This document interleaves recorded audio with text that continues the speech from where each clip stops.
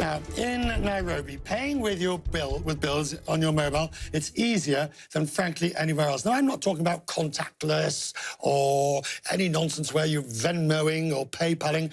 I'm talking about where you literally walk into a shop or speak to somebody, they give you their number, you give them yours, beep, beep, beep, beep, beep, bish, bosh, bosh, and it's all done, money transferred. Kenya has become a world leader in the mobile banking revolution, and it's all thanks to the system M-Pesa. It was launched by Vodafone's Safaricom, and in only a decade, M-Pesa has expanded its money transfer service to almost 30 million customers across 10 countries. Now, with M-Pesa and with all of that going on, we want to know if you think Kenya has the economic edge over its African rivals. Oh boy, taking our trust and hope and wind in one hand. Go to cnn.com/join. cnn.com/join, and you vote for which country you think will be the leading performer in the future in Africa. You'll see the choices that you have on when you go there. It is Nigeria, South Africa, Kenya, and Ethiopia. There you go. Which of these countries will lead Africa in the next 20 years? Good chance to vote and have your say. In the past few years, M-Pesa has become so big that investors now use it to buy Kenyan government bonds. I went to the streets of Nairobi to see M-Pesa's impact for myself. Long before Apple Pay or Venmo launched in the US, years before WeChat and Alipay took over China,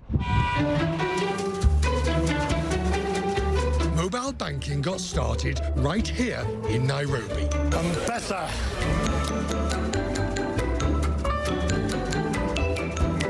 M-Pesa was created in 2007. Its service is simple. Money is sent back and forth like a text message. Transfers can be made and received on even the most basic phones. And you don't need a bank account. Do you use it every day? Of course, every day. It's easy. In 10 years, it's evolved from a simple money transfer service to a fully fledged financial platform. It offers savings and loans. It even sells insurance. Do you take M-Pesa? Yeah, we take M-Pesa. Oh. Yeah, of course they do. M-Pesa? M-Pesa, we can accept. Now this is the real test. Can I buy newspapers using M-Pesa? Never mind American Express, Visa or MasterCard. It's M-Pesa. There are only 2,000 ATMs in Kenya. Compare that with 120,000 M-Pesa agents. Places where Kenyans can withdraw or deposit cash in exchange for virtual M-Pesa currency. Is this the sort of place that I can give money to charge my M-Pesa? Yes. And I do that with you? Yes. And is this the sort of place where I can then come to and get money from M-Pesa? Yes. Believe it or not, I can do more mobile banking here in Kenya than I can in New York City or London. You're getting the idea. It doesn't matter what you're buying. Mobile banking now is the heart of the payment system in East Africa. You get the idea. 93% of the population has access to mobile payments. In fact, transactions processed by platforms like M-Pesa account for nearly half of Kenya's entire GDP. I've never quite seen a revolution in payment systems like it. Forget PayPal or Venmo. This is going right to the grassroots here. Everybody takes M-Pesa.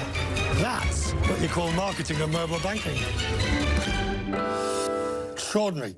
You can still see the question, by the way, and maybe that affects how you're going to vote on which economy will lead Africa in the next 20 years. Now, Michael Joseph was the chief executive of Safaricom when he helped found M-Pesa. He told his employees he wanted 1 million users in the first year or they'd be fired. The rest is history.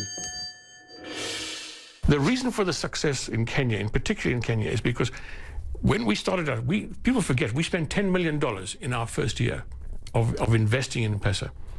What we spent the money on is the distribution network. You can go anywhere in Kenya.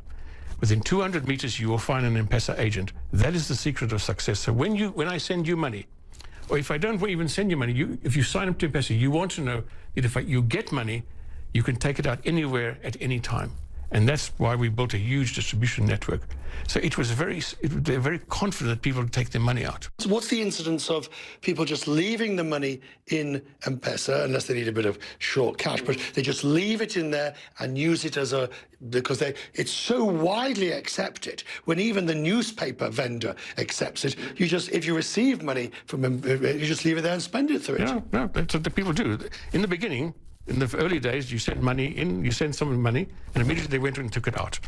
Now the next to your previous question, when they start to leave the money in for 2 or 3 days, that money sits in a current account, a trust account, which is not owned by Safaricom. It's owned by external trustees. And that money generates interest, overnight interest. In fact, we are the biggest buyer of government bonds at the moment. 70% of the government bonds in Kenya are M-Pesa trust account funds. That money earns interest. When we started out, we didn't know it would be so successful. We had no clue. So we just thought the interest would be just enough to pay the bank fees and the audit fees and things like that. But it's got so big now that we started an M-Pesa foundation to spend this money. So we spend it on big charitable projects. And yesterday, so besides the fee for the transaction, M-Pesa doesn't make money off the float? No, it doesn't make. The float belongs to the M-Pesa, to the trust company. And that's the money that we use to fund charitable projects. We just built an enormous school north of Nairobi to produce the future leaders of Kenya. We talked about corruption. There's only one way you can solve corruption, that's to start from the bottom. And now we have started the school. It's an academy. When you're taking young people, we're taking 4 kids from every county every year, and they come from very poor backgrounds, but they have some spark of leadership. And these are the future leaders of Kenya. Is it your ambition to expand M-Pesa elsewhere, out of Africa? Well, it's my ambition. It's whether you can be successful or not. Now, I've taken M-Pesa to Mozambique, to Tanzania, to Lesotho, to Egypt, to Ghana, into India. We tried to take it into Europe, into Albania and Romania. We tried very hard. Very difficult to be successful.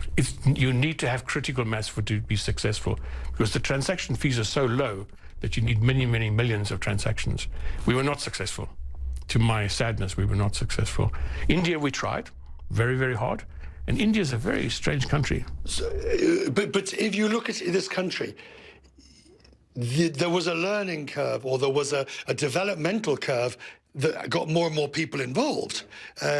When it started, it was just between friends, or it was just between families.